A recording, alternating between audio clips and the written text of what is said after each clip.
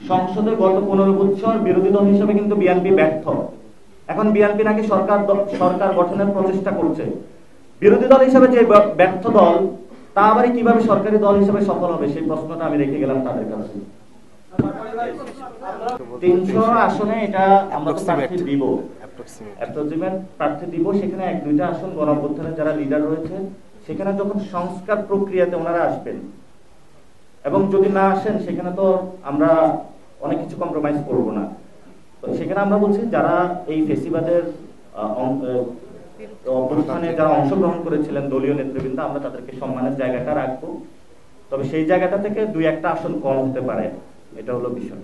যখন আপনি পার্সেন্টেজ আকারে বলবেন, আপনি তো ফুল ওই যে আপনি তো একদম অঙ্কে মনে মাস্টার, এজন্যই হলো এইভাবে বললেন। এটা রেটরিক অর্থে বলা হয়ে থাকে, সেভাবে একটু বুঝলে ভালো হবে।